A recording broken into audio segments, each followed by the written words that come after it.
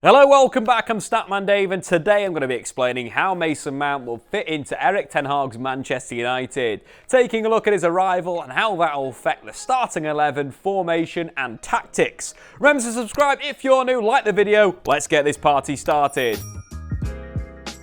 Not a flashy midfield signing like Moises Caicedo or Jude Bellingham, Mason Mount still represents an excellent deal for the club, and if Erik Ten Hag has given Mason Mount his blessings, I'm very excited about this deal. In his first season at the club, Erik Ten Hag has used the 4-2-3-1. In possession, this shape has been quite flexible, but the best period would see the fullbacks invert and the number 8 join the attacking midfielder to create a 4-1-4-1. For Manchester United, expect Mason Mount to operate in one of the 3-8 roles alongside Bruno Fernandes and ahead of Casemiro. This midfield provide energy, mobility and high levels of technical skill. Mount is an incredibly well-rounded attacking midfielder, mobile and energetic with a great first touch and close control. Mount also showcases impressive vision and a good way of pass. The former Chelsea man is also very composed and a tactically aware, diligent defender. Throughout his career, he's always been the favourite of his coaches, from Frank Lampard at Derby and Chelsea to being called Thomas Tuchel's son. Meanwhile, Graham Potter used Mount in a variety of different positions, including being on both flanks, attacking midfield and in a midfield 3. In fact, across the time of all three of these Chelsea managers,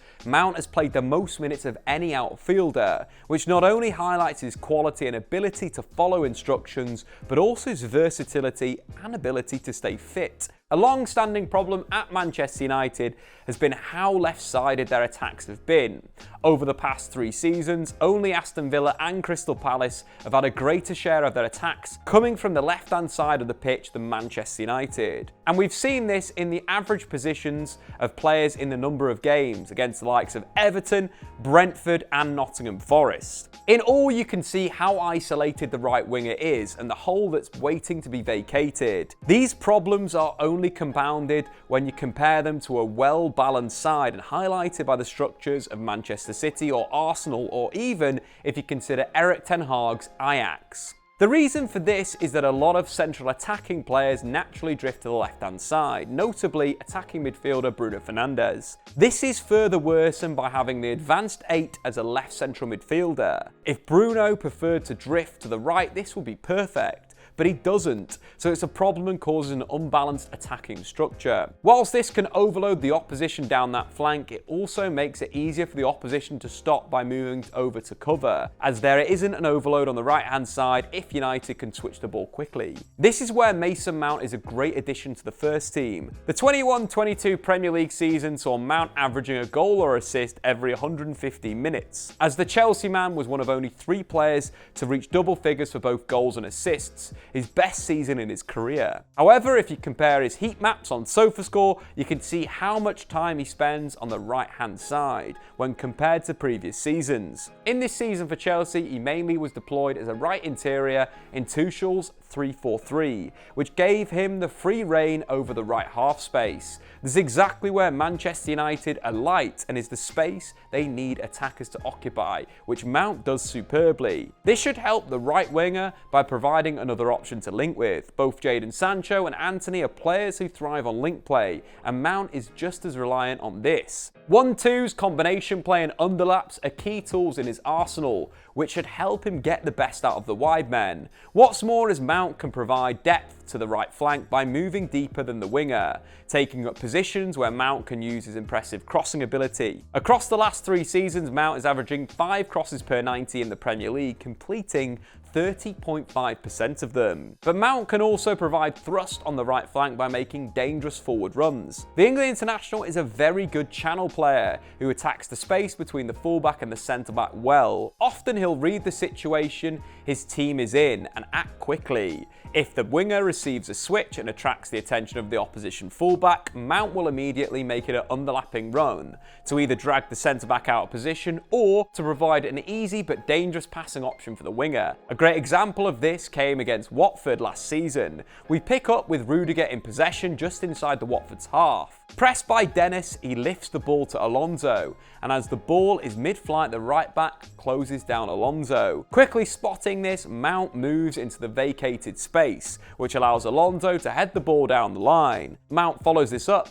with a first-time cutback for Hakim Ziyech to finish off the move. Whilst this came from the left, it shows Mount's ability to attack both channels. In the 2-0 win over Spurs last season, Mount played on the right of a three-man midfield and constantly made similar dangerous underlapping runs, which caused all kinds of problems. In fact, in the game, Mount created twice as many chances as any other player on the pitch and registered an assist from a free kick. Mount can also do stuff you'd expect from an attacking midfielder. He's very good at playing through balls in behind the defensive line. His weight of pass is usually spot on. Mount is also very good in and around the box and often takes up striking positions for Chelsea. Able to receive with his back to goal, Mount won't hold off defenders with strength, but he'll move the ball on quickly with 1 or 2 touch play. What's more is he's very good at using jinks and feints to create shooting opportunities for himself. In goal-scoring positions, Mount is usually quite composed, often opening himself up and placing the ball into the corner. It's definitely an area that he can improve on, but with a 15% chance conversion from inside the box over the last 2 Premier League seasons,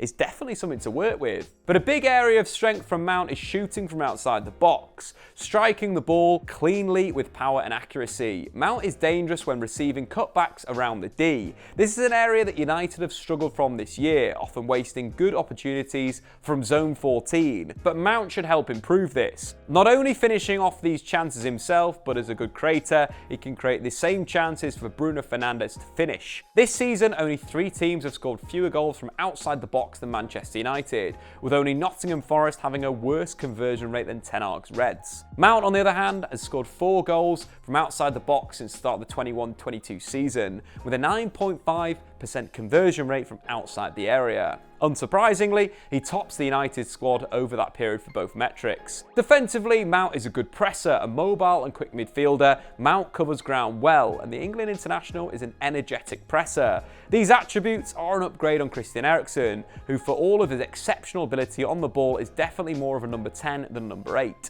and it's shown in his defensive duties. Mount will improve Manchester United's press, and whilst he's not as combative like Moises Caicedo or Declan Rice, Mount has still got time to improve himself, and he's averaging 3 tackles per 90, and winning 65% of them is a very good starting point. In Ten Hag's first season at Manchester United, we've seen more of his philosophy emerging, but one thing that we've not seen much of is his 3-8 interchanging positions with the wingers. At Ajax, this would often lead to midfielders playing quick underlapping passes to the wingers, which would catch teams out because of the uncertainty of which player the opposition should be marking. This is something else that Mason Mount should help with. The experience playing as a winger, Mount would be comfortable in the wide areas. We've also seen Bruno play out wide a lot this season, so United could have 2 attacking midfielders who could interchange with the wingers, creating more unpredictability in attack. But before we wrap up, there are some areas of concern. He's often criticised for not putting up Kevin De Bruyne and Bruno Fernandes' levels of chance creation.